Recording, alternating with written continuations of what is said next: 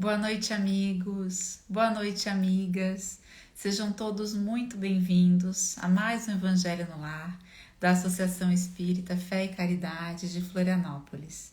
Nós nos reunimos novamente no domingo à noite, às 20 horas, para estudarmos um pouquinho do Evangelho segundo o Espiritismo, do Evangelho de Jesus, para estarmos sintonizados aqui juntos, né? Reunidos e podermos consagrar, né, não só o Evangelho em si, mas os nossos sentimentos, as nossas ações, rumo aí uma semana de muita paz, de muita luz. Então, que os corações aqui estejam todos em paz desde já. E a gente vai falar de um tema hoje bastante interessante. Eu estou aguardando aqui a chegada da nossa amiga que vai dividir com a gente hoje aqui esse estudo. Já deve estar chegando por aqui. Carla, se você estiver por aqui, pode só, né, solicitar o acesso que eu aceito aqui, tá?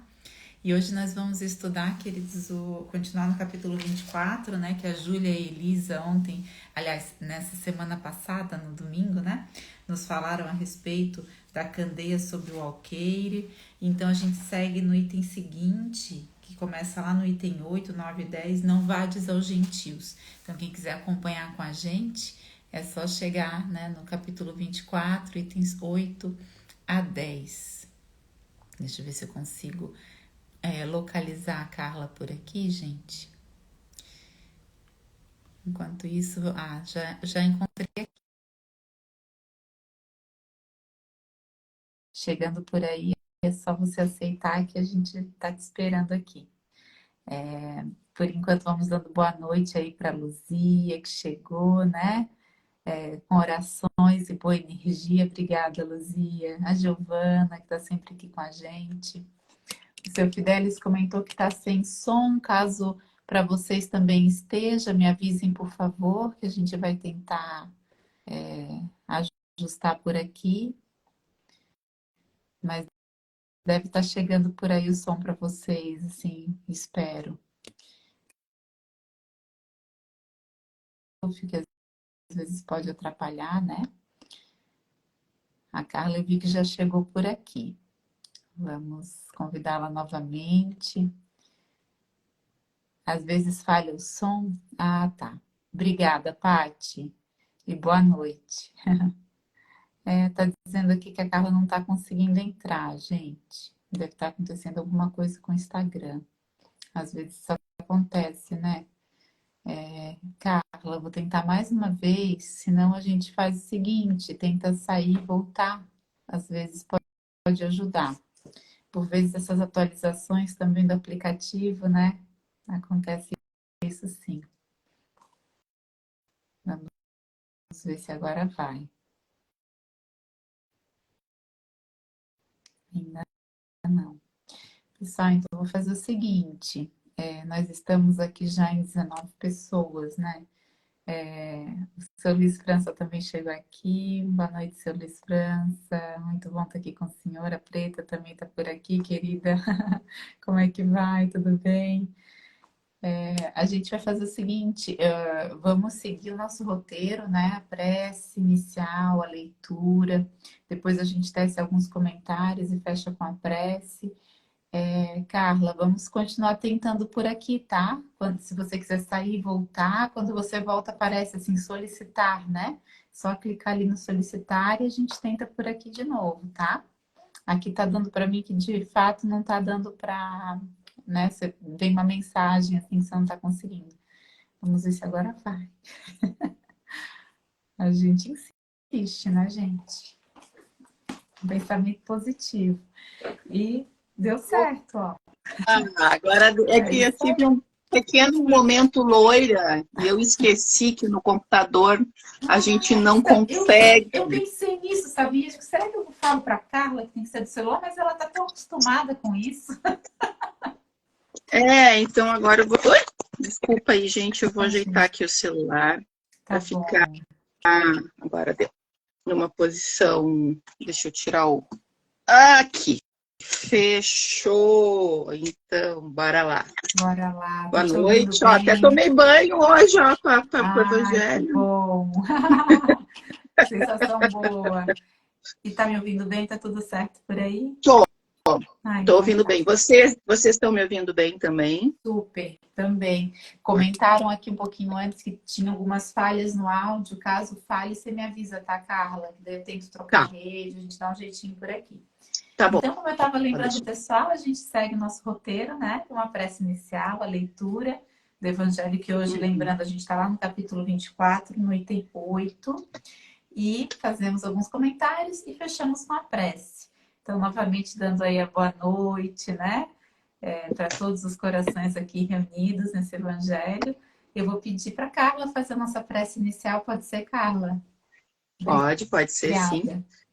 Então, vamos elevar nossos pensamentos ao nosso Mestre Jesus e a espiritualidade amiga sempre presente, que ela possa nos iluminar e nos tocar com o debate desta noite, que certamente eles prepararam com muito carinho todo este momento e a todos, intuindo a todos para estarem aqui presentes nesse momento, que a reflexão trazida pelo Evangelho no Lar possa ser útil não só para a nossa evolução enquanto espírito, mas também para o nosso cotidiano, que consequentemente nos levará ao nosso crescimento. Obrigado, Senhor, pela oportunidade, que assim seja. Que assim seja. Então, pessoal, eu vou pedir licença, eu vou dar uma lida nesses 3 itens, tá? Mas não vou ler na íntegra. O texto é muito interessante, vale a pena ler ele por completo, mas eu vou em algumas frases mais marcantes para a gente iniciar essa conversa. Então, diz assim: não vades aos gentios. Jesus enviou seus 12, os apóstolos, depois de lhes ter dado as instruções seguintes: não vades aos gentios e não entreis nas casas dos samaritanos, mas ide antes as ovelhas perdidas da casa de Israel, e nos lugares para onde fordes, pregai, dizendo que o reino dos céus está próximo. Isso está em São Mateus capítulo 10, versículos 5, 6 e 7. Jesus prova, os comentários, né, de Kardec para a gente. Jesus prova em muitas circunstâncias que suas vistas não estão circunscritas ao povo judeu, mas que abarcam toda a humanidade. Se, pois, disse aos seus apóstolos para não ir aos pagãos, não foi por desdenhar sua conversão, o que teria sido pouco caridoso, mas porque os judeus que criam na unicidade de Deus e esperavam o Messias estavam preparados pela lei de Moisés e os profetas para receber a sua palavra. Entre os pagãos, a própria base faltando, tudo estava por fazer.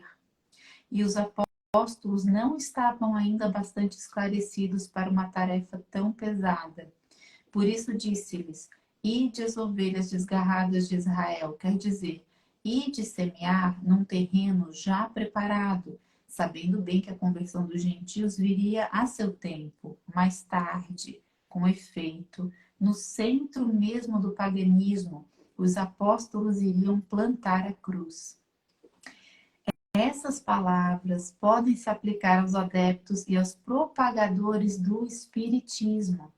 Os incrédulos sistemáticos, os escarnecedores obstinados, os adversários interessados, são para eles o que eram os gentios para os apóstolos. E aí, mais adiante, ao tempo de Jesus, e em consequência das ideias restritas e materiais da época, tudo estava circunscrito e localizado. A casa de Israel era um pequeno povo. Os gentios eram pequenos povos circundantes. Hoje, as ideias se universalizaram e se espiritualizaram. A luz nova não é privilégio de nenhuma nação. Para ela não existem mais barreiras. Tem seu foco por toda parte e todos os homens são irmãos. Mas também os gentios não são mais um povo, porém uma opinião que se encontra por toda parte. e da qual a verdade triunfa pouco a pouco, como o cristianismo triunfou do paganismo. Não é mais com as armas de guerra que são combatidos, mas com o poder da ideia. Interessante, né? Esse texto para os dias de hoje. E traz para a gente uma série de pensamentos, mas eu convido a gente a começar a reflexão, como a gente já começou na semana passada, tentando compreender um pouquinho do contexto da época e dos significados das palavras, né, Carla? Afinal, ele diz Uhum. assim, né, não vades aos gentios. Quem eram os gentios, Carla? Então, eu entendo, acho que um pouco antes de entrar nos gentios, eu acho que a grande chave dessa passagem, né, é quando Jesus fala, né, não vades aos gentios, ide antes, né? Essa pequena palavra antes faz toda a diferença na compreensão desse texto. E aí sim, por que não os gentios e os samaritanos, né? Os gentios eram povos na época, como você bem disse, da região, eram diferentes povos pagões, né? E também eles tinham como crença múltiplos deuses, eles eram politeístas, né? Enquanto os samaritanos, eles eram também crentes de Moisés, eles também seguiam a doutrina trazida por Moisés, mas eles eram dissidentes em alguns conceitos, em algumas interpretações e inclusive algumas leis, algumas formas e leis que eles instituíam eram contrárias aos judeus. Por isso eles eram, de certa forma, podemos dizer, excluídos ou rejeitados pela sociedade naquela época, naquele contexto. Mas se a gente pensar nas parábolas de Jesus, né, do bom samaritano e da mulher samaritana, Jesus traz eles como exemplos de caridade. Então, se a gente pensar nessa perspectiva, Jesus não está rejeitando os samaritanos e muito menos os gentios, né? Ele compreende que esse povo não está preparado. Aí a gente pode puxar outra parábola, que é a da semente. Aquela semente que cai no terreno pedregulho, aquela semente que cai na terra seca, aquela que cai entre as pedras e aquela que cai no terreno fértil. Então, para que desperdiçar boas sementes em terrenos que não estão preparados para recebê-los? E tem outro aspecto também, que acho que até você pontuou e que o texto também traz, os apóstolos também não estavam preparados para lidar com tamanha adversidade ou dificuldade na época. Por mais que eles tivessem sido preparados, possivelmente, na espiritualidade, eles também eram mais próximos à humanidade daquela época do que Jesus, que era extremamente já um espírito superior. Né? Então, assim, o que Jesus está trazendo aqui nós temos uma coisa nova, que precisa crescer, que precisa frutificar. Então, vamos colocar essa semente aonde ela pode crescer e fortalecer, para depois ela poder ser divulgada. E aí a gente pode pegar como exemplo Paulo de Tarso, que era um gentio anteriormente, né? Enquanto Saulo era um gentio perseguidor do cristianismo, perseguidor dos apóstolos.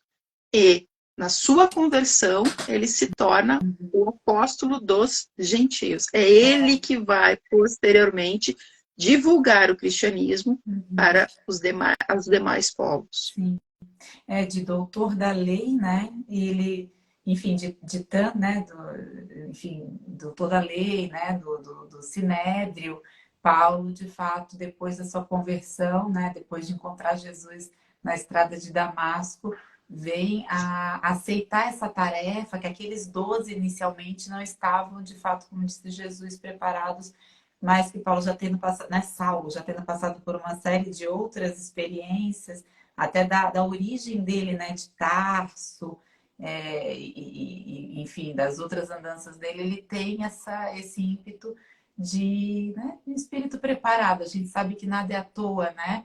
Que esse encontro Sim. não foi furtivo, né? Que já estava ali algo, né, esse terreno, ele já era fértil nesse sentido, né? Ele iniciou essa ida para os povos pagãos, né?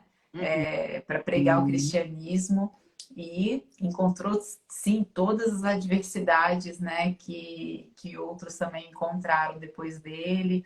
E aí, 300 anos depois, né? É que as sementes, de fato, a gente começa a observar, né? A robustez aí do que surgiu. Mas levou Sim e tempo, não, com né? certeza. Mas o interessante, né, Carla, que você aponta, Jesus diz, né? Antes, né? Vá, né? Então existia um plano. Acho que isso também fica Uhum. claro, né? Que Jesus está ali mostrando um caminho, né? Que existe um passo a passo, né? Que não é algo para ser feito de qualquer maneira, né? Então, olha só, Uhum. tá aqui o primeiro passo, né? Acho que é isso que ele está dizendo para os apóstolos também. Vá antes as ovelhas perdidas da casa de Israel. E nesse ponto da casa de Israel, é interessante que tem lá no Caminho da Luz, né? Um livro de Uhum. Emmanuel, pela psicografia de Chico Xavier, no capítulo 7, lá no quinto item, Emmanuel nos traz a escolha de Israel. E aí a gente vai ver, como a gente vê também no estudo do Evangelho Redivivo, né? E se pergunta por que Jesus nasceu entre judeus, né? Nesse povo, né? Jesus poderia ter vindo para a Terra encarnado em qualquer lugar, né? Mas foi feito de novo, é uma escolha, não foi à toa, né? Existe um plano. Então, qual o sentido desse plano, né? E aí, Emmanuel vem trazer para a gente que esse povo, né, todos os caminhos no mundo estão cheios de vozes proféticas, consoladoras, né, acerca daquele que ao mundo viria. Então, esse povo já está com essa ideia preparada, né, da vinda desse Messias. Já existia ali algo que era único entre os demais povos daquela região, daí naquela época, né, algo que foi plantado lá por, né, desde Moisés, a crença num Deus único, né, no Deus Uno, que aí Jesus consegue, a partir disso, construir a ideia da Boa Nova, né? Que seria de Uhum. fato Uhum. muito o terreno que você fala da parábola, né, da semente. Seria talvez muito menos frutífero, né? Num local em Sim. que as ideias Foi um ainda estavam terreno que muito foi materialistas, né? vindo sendo preparado pelos profetas. É, Moisés já deu uma preparada, né? isso. A crença em um mestre único, todo um processo que aquele terreno estava preparado. E a própria história daquele povo Uhum. também, né? Se a gente pensar a exclusão, era um povo muito preocupado com a pureza da raça, um Uhum. povo, de certa forma, também com muitos Também com seus preconceitos e desafios, né? dificuldades. Exato, tanto é que um dos motivos dos samaritanos também terem sido rejeitados é porque eles se misturaram com outros povos e a raça deixa de ser pura. Então, assim, é um povo que também demandava muito dessa palavra, dessa aprendizagem, desse crescimento. Então, era um povo carente dessa evolução, mas também um povo que, por um planejamento, já estava com terreno fértil para receber essa aprendizagem, essa nova proposta que Jesus traz, né? Que é a Uhum. lei do amor. Então, Carla, vamos é tentar essa a diferença. localizar agora esse ensinamento, né? E Kardec faz isso aqui para a gente. Ele diz assim: olha, essas palavras podem se aplicar, né, aos adeptos do Espiritismo, né? Quando a gente olha para né, para esse ensinamento de Jesus, além, claro, de entender que tudo que a gente faz, a gente precisa ter essa seriedade, esse planejamento, essa noção, né, de escolhas, né, de qual é o primeiro passo, né, e fazer as coisas com muito cuidado. Para além disso, né, como é que a gente tira esse ensinamento para os dias de hoje? Eu acho que é algo que é muito presente, né, e ele fala aqui no final desse item 10, é que a questão do paganismo, né, os gentios, eles já não são mais um povo, as coisas já não se circunscrevem mais, né, no mundo globalizado como o nosso, em questão de povos e fronteiras, mas existem as ideias, né? Que hoje a gente tem a fronteira da Uhum. ideia, talvez aí, né? Em que a gente tem sim questões, né? Esse poder da ideia bem, né, bem assim, marcado, né, nos dias de sim, hoje. E aí, ok, não vá ter com os gentios, né? Pensando nessa ideia, né, de ainda existe, né, quem a gente sabe, como diz aqui Kardec, né, os escarnecedores obstinados, né, os incrédulos, né? Então, como é que a gente pega esse ensinamento de Jesus, né? sim. Acho que é E muito. aí, Vamos também entender, e eu acho que a pergunta que você fez no Instagram também foi bem legal sobre isso, né? Como é que você conheceu a doutrina espírita? Como é que você conheceu Jesus? Talvez seria uma pergunta seguinte a essa, né?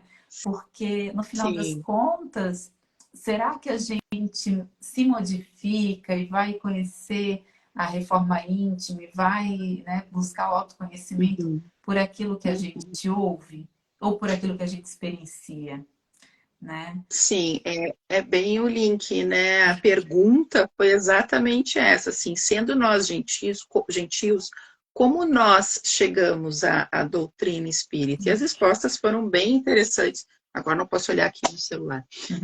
Mas, assim, do que eu me lembro, assim, algumas pessoas trouxeram pela minha família, por uma amiga que frequentava, ou pela dor, ou pela minha irmã, que ficava sempre doente, teve uma resposta nesse sentido. Eu mesma, por exemplo, eu nasci numa família católica, eu sou a única espírita dentro da minha família. Toda a minha família é católica, praticante, outros nem tanto, né? Então, mas por que que eu fui a dissidente, vamos dizer assim, dessa família católica? Porque ao mesmo tempo eu cresci numa família com muitos médiuns ostensivos.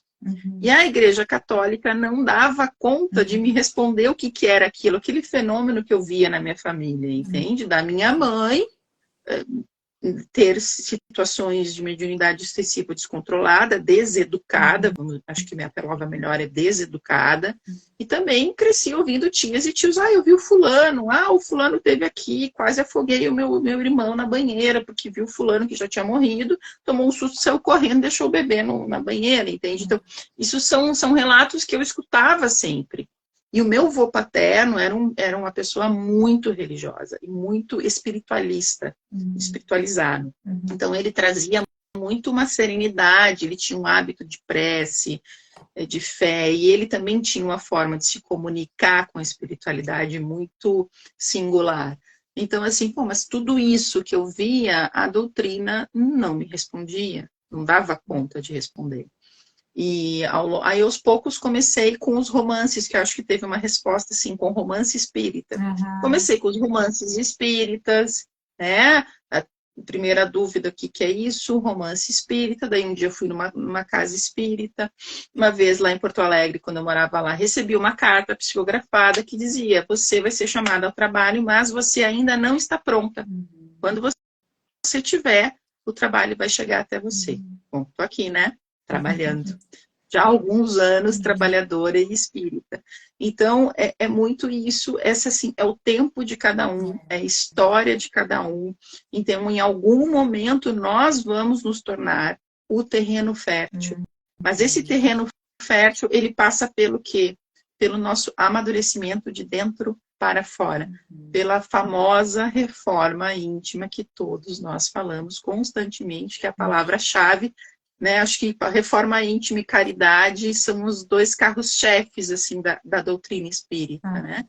uhum, Porque não adianta, né? Voltando à parábola da semente, não adianta você jogar bons frutos, boas sementes em terrenos que não estão preparados. uhum, E acho que eu entendo que nós, e uma das coisas que mais me chama a atenção dentro da doutrina espírita, é que nós, o espiritismo, as casas espíritas, elas estão abertas para todas as religiões, para todas as demandas.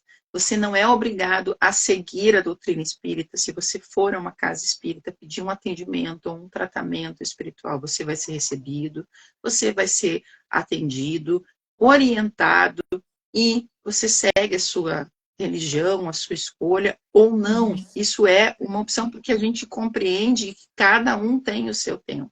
Então, Sim. não adianta, né, vamos usar uma expressão bem atual, não adianta dar murro em ponta de faca. é perda de tempo, é se machucar. E aí a gente acaba virando muitas vezes chacota na boca de zombeteiros, de mal intencionados. Então, é muito mais, que eu acho que essa é a grande lição, não só para a questão da doutrina espírita, mas para a vida.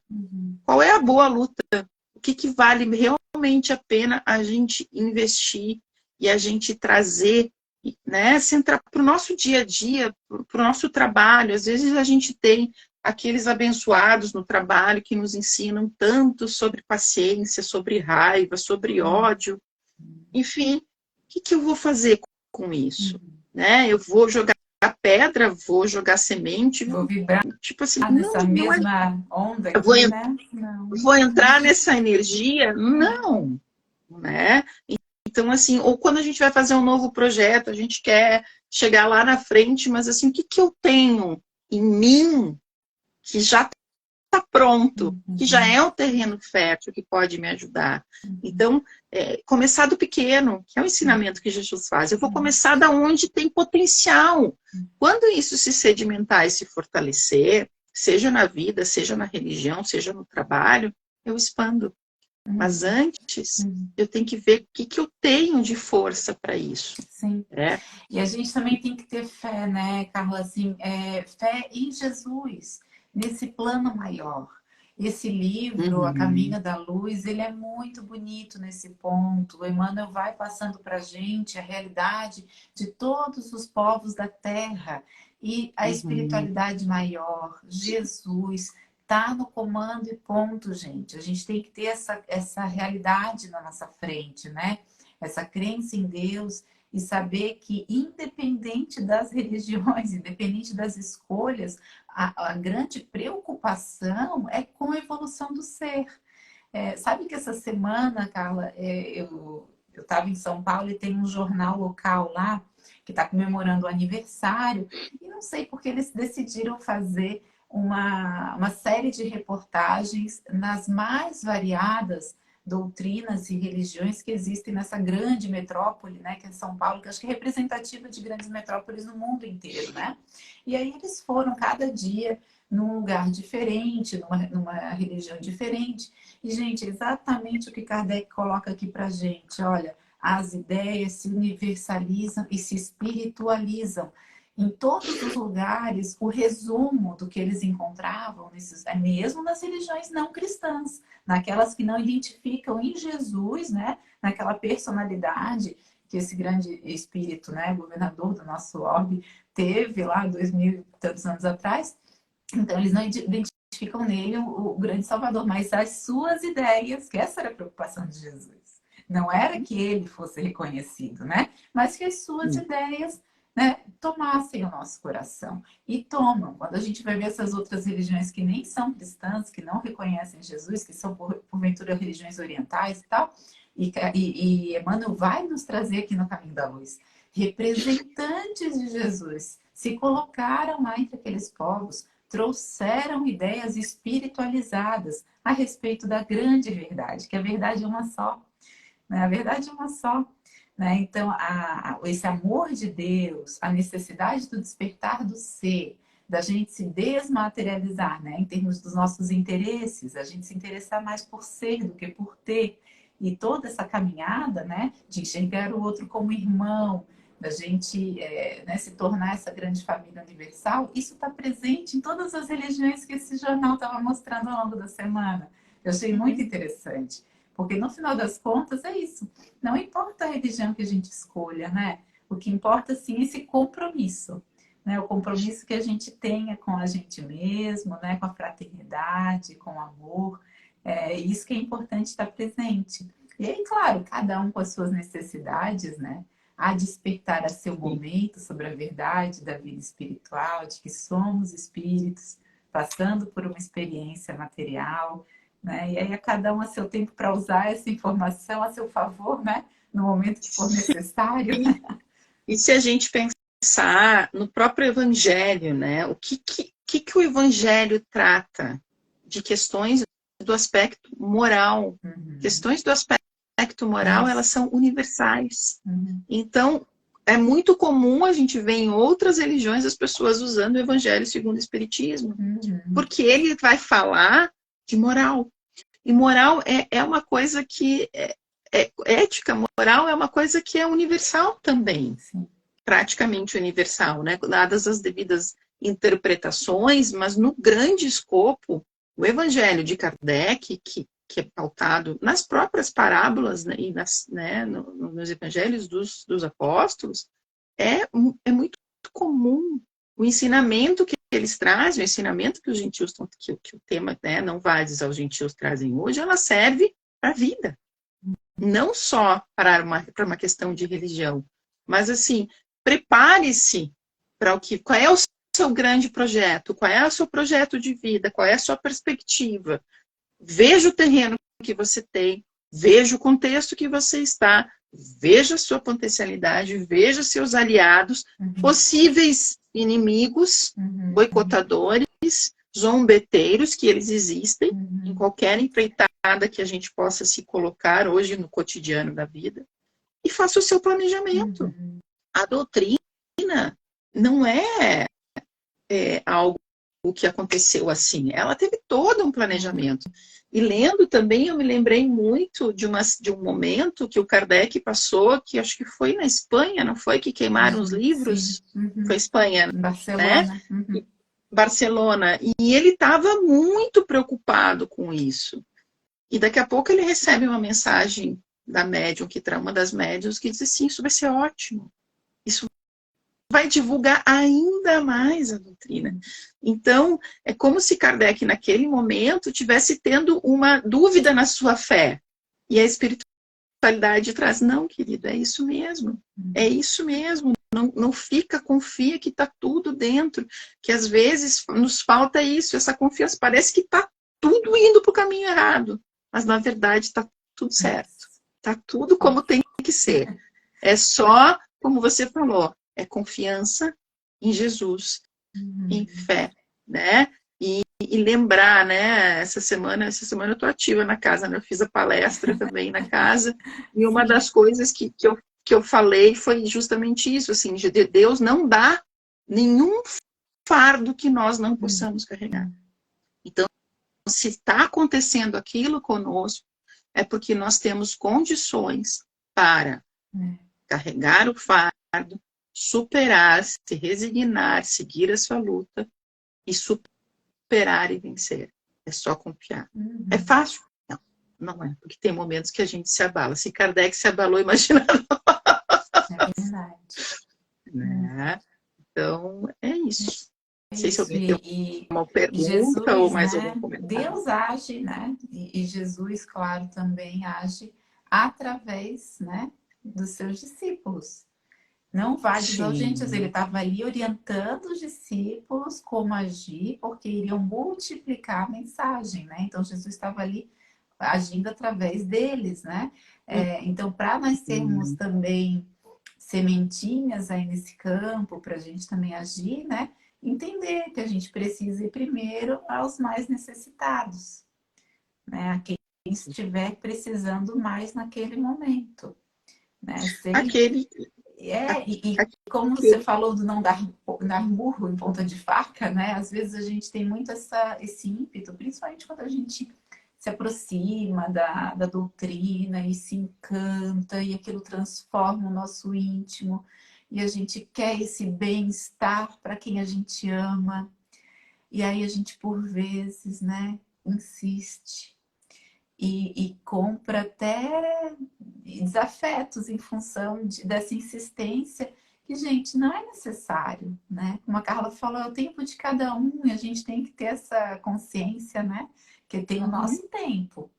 Então, muitas vezes a gente abre o evangelho, lê e diz assim, nossa, essa mensagem ia fazer tão bem para fulano.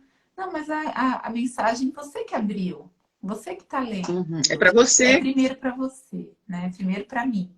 Então, o que ela diz para mim, né? Como é que eu mudo, como é que eu vou, né? Primeiro ali para as ovelhas perdidas, né? Então, nós aqui, ó, ovelhas perdidas, como é que a gente se aproxima de Jesus e através dele se aproxima de Deus, para através do nosso mudar, do nosso exemplo, a gente por vezes vai ou até não vai, né, modificar outros corações, que o objetivo não é esse, é modificar o nosso. Primeiro, né? Sim, A nossa sim, reforma. E aí a consequência talvez seja, né, o outro, mas o outro vai ter o tempo dele, né? Vai ter os desafios dele ou dela, com né? E aí certeza. cada um a seu O tempo. próprio Jesus nos ensinou pelo exemplo, né?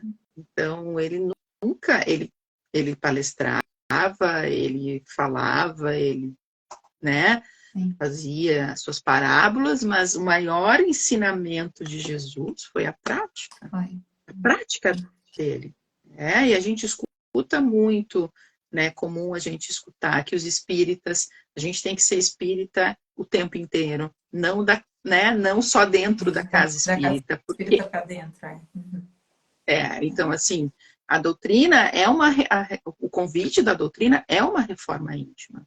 É realmente de dentro para fora, porque senão a gente é hipócrita. Não é esse o objetivo. Então, o grande convite é de dentro para fora. E tudo bem se você ainda não chegou lá. Tudo a seu tempo.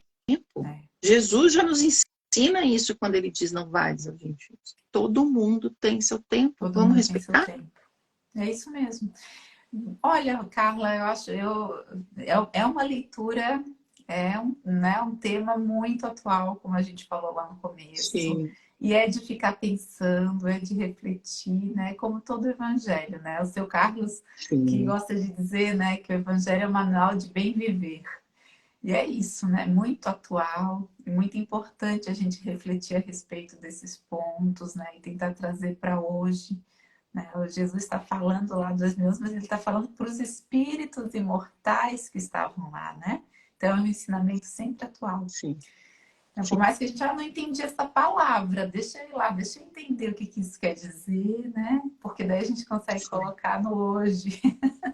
Muito bom. Obrigada, viu, Carla, Ah, pelos teus eu que comentários, agradeço o convite. pelo teu estudo, por trazer essa luz para a gente. Vou fazer então a nossa Obrigada. prece final, com licença.